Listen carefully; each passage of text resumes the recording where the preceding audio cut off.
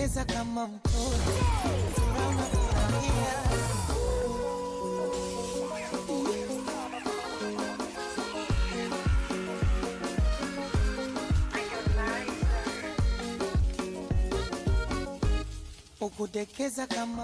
my name is Lucas. I'm a tour guide here in Lake Baringo.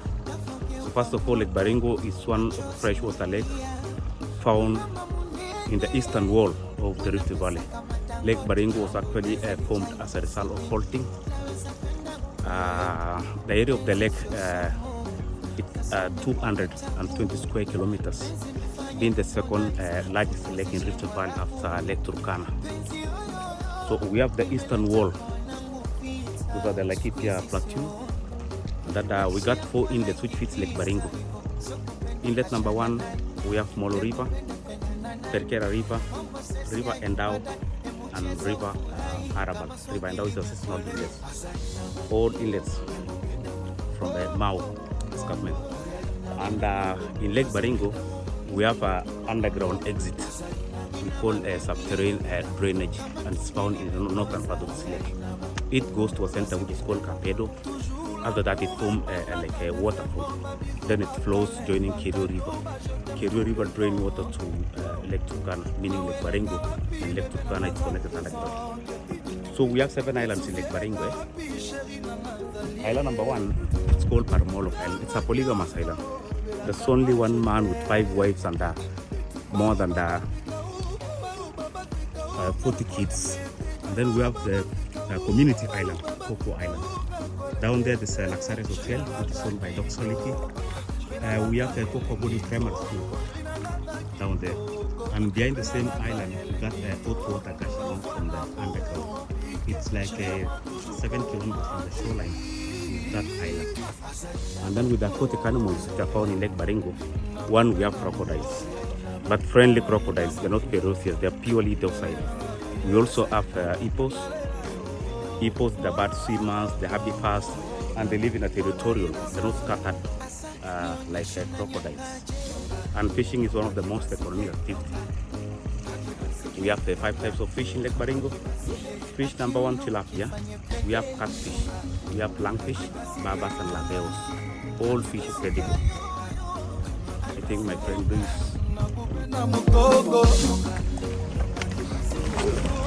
So welcome again. My name is Luis Juma. I'm a tour operator here. I work as a tour guide, both as a bird watcher and a boat rider here. So in this lake is one of the freshwater lakes which lies about 7 miles north of equator. As I've said, the lake has got some percentage of flora found inside. If you are keen looking at the local community, the local communities here, all of them have got a colored teeth due to the drinking water.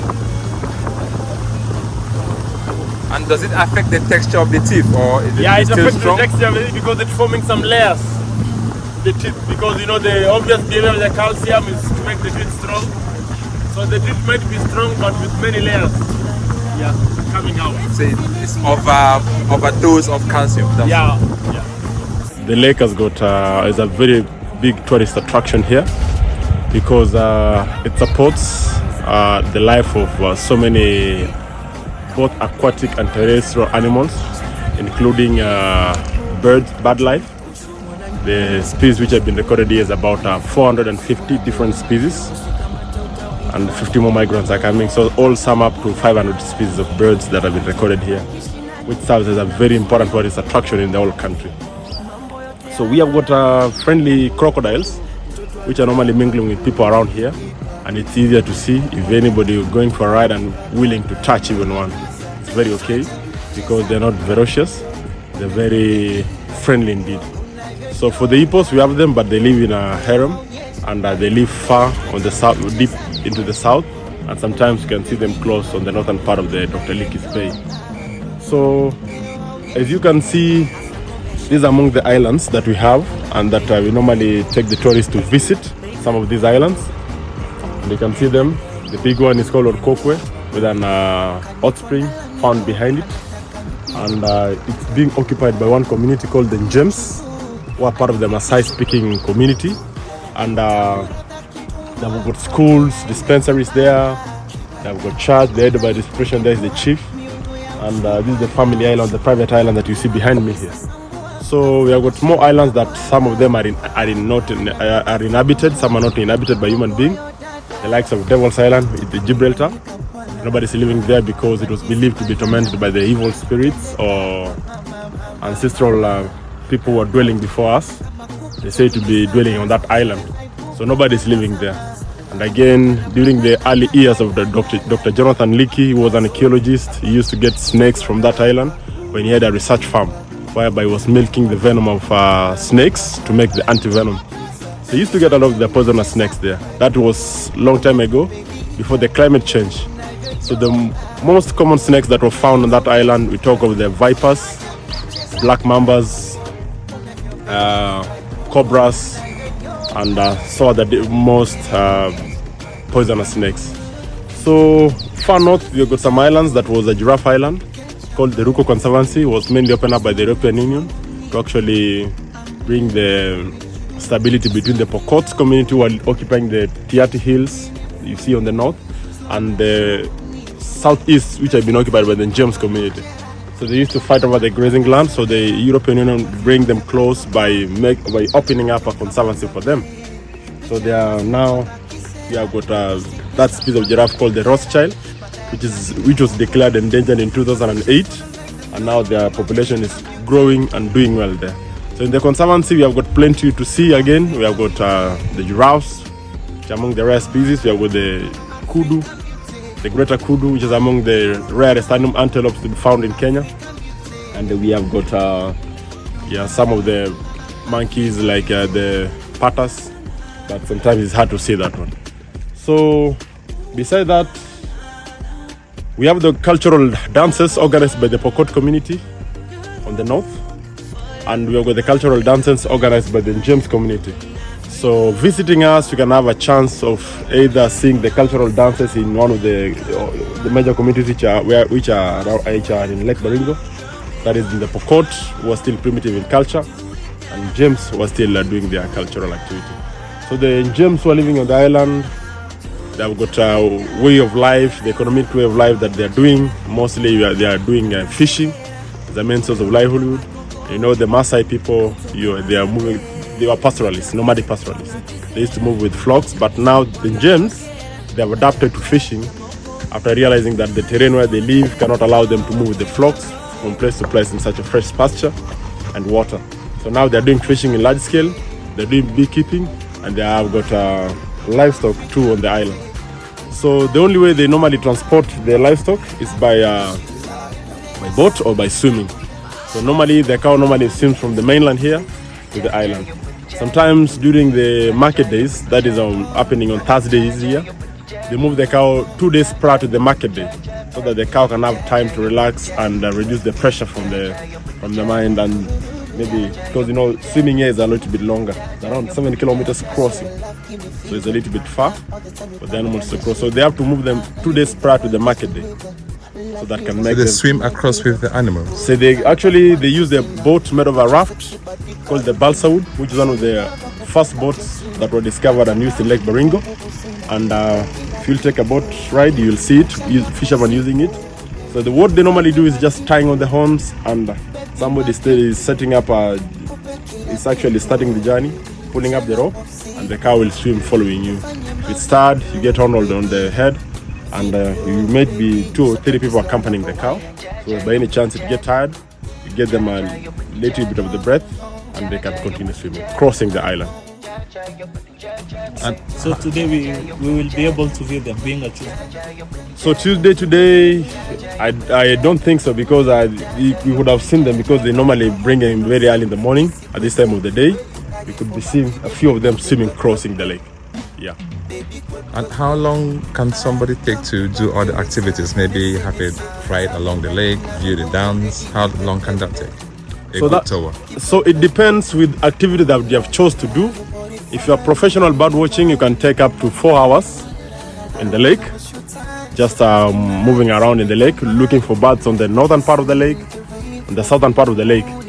So That one is different, but if you're going to the hot springs, that one can take you up to 3 hours because you're going to get the hot sulfur geysers from the hot springs, and you'll not be going direct. You have to see the friendly crocodiles that we're talking about, hippos, and most of the wild animals. Like by any chance, you can see the rock pythons basking here because it has been raining season. So depends. So it can take longer, but we are with a short ride here for half an hour to 1 hour, just happening along this. Thank you so much. Anything to add? Anything to add is that we always encourage people, well-wishers like you, to come to our place because this area here has got plenty to offer. We've got youths, as you can see them. They're educated, but there's no job for them. And besides that, you can help us marketing because many people always know that Bogoria is the only place with hot water. But here we have got the best hot spring than them. So if you market for us the hot spring that are found in Lake Baringo, it will be much better because at least people will now know we'll have choose either to go in Bogoria or come here. So for the other things we offer, we have got the snake park and we have got the cultural dances as we have talked about. So you can really help us in marketing and maybe sending the kind link video to most of the touristic tour operators in Nairobi, and they can send their clients here, and they can find the union of the youth organization here we have. At least they can help raise their standard of living. Yeah. Give your contact. My contact is 0725 103 553. Luis Juma. My name is Benjamin Peter. I'm a government officer working with the Kenya Marine and Fisheries Institute as senior coxswain. Okay, the one thing I want to talk about, the lake is one of the unique lakes in Kenya, whereby the Kenya Marine are dealing with the research on aquatic life in the lake, marine life in the lake, and also dealing with the safety of the seafarers. Okay, I want to say something about the vessels that we use here. The vessels are modern vessels made of fiberglass boats and outboard engine boats. Those are modern boats that people use here. And also Kenya Marine, we have two big boats, and also they have the services like the community, the services of boating, of hiring of boats, information about the lake is being offered by the Kenya Marine and Fisheries. If you visit that office, which is stationed at Marigat, you'll just get the information and also get the services on boating. Okay, in this lake again, what I say it's a unique lake because it supports the fishery and also tourism.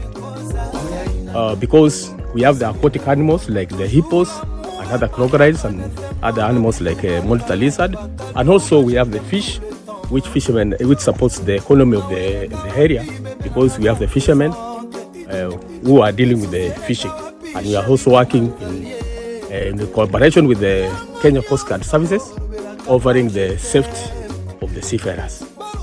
Because client comes here, we must ensure that they put on life jackets, and also the boats are well serviced. It's not leaking. We ensure everything safety on the seafarers is paramount. We must make sure that all seafarers are safe, that is safe pilotage. So all clients, welcome to Lake Baringo, welcome to the community boats, welcome to Kemfree offices. You'll get the same services. Which are some of the fish found here? Okay, we have 5 types of fish and they are all eatable. We have the Protopteras, that is the scientific name, that's Kamongo. We have the Clarias, which we call the Singi, which have that's something, it is very unique. It's found, they are mostly found in rivers. We have the tilapia, which is common fish. We have the barbas, and we have the lapeos. So those are 5 types of fish found in the lake. Yeah. And the crocodiles here are edible, or are they? No, they are not edible. Okay, the crocodiles here is just mainly for tourism. And they are dwarf Nile crocodiles. They are not big in size. They say that all the crocodile the size of the crocodiles determines on what they feed on. Yes. Because if you compare the crocodiles which are found in Baringo and Tana River, they are different because the other one is bigger because they feed on wild beasts and other big animals. With our crocodiles here, they feed on fish, birds, that's small animals. That's why they grow smaller. And since the lake is, said there is fishery and wildlife, tourism, whatever. Yes. So these animals, they mostly interact with the fishermen in the lake most of the time. So, the crocodiles are problems to fishermen because they normally attack they feed on the fish which are trapped in the gill nets, and they destroy the nets. So the fishermen are they are facing challenges on crocodiles. But because it is main economic activity of the area, we need tourism, we need fishery, so we have to support both of them. Yeah, we need them. They are very important to us. So, and in a year, what's the average number of tourists who come to visit here, and where are they mainly from? The information now, I cannot tell the amount, the exact figure that they visit, but we normally get very many visitors towards the December season, that is holidays, weekends, especially students from schools when they visit on education tours. Those people, we normally get them. They are a good number. They are a good number. And they foreign or local? They are foreign and local. Mainly? The local tours are from within Kenya, and the international tours are from abroad. Yes. The white people, the black people from abroad. We welcome them. They are there. They are coming. Another thing was the challenge that we got some years back. This water level raised, and it affected our hotels. We had a very international hotel by the name Block Hotel, which was there early 60s. When the water level rises, it affected that hotel. Very many hotels around. So now the hotels attracts international community, international tourism.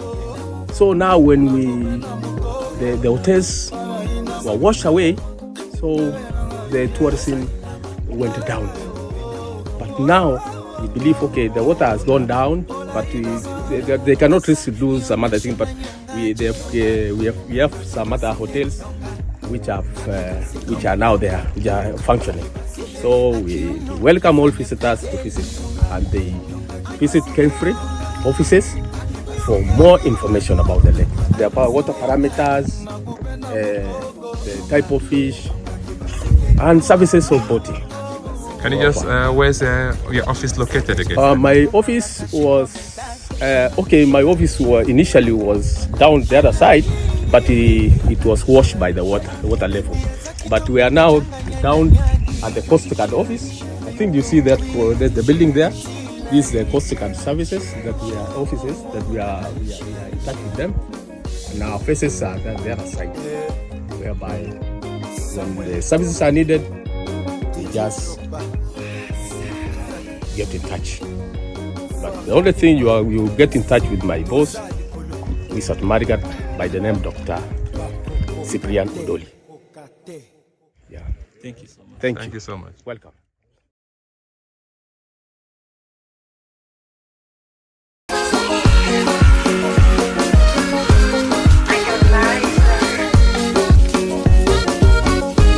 Ukudekeza kama mtoni, furaha unafurahia, tafogeuka moto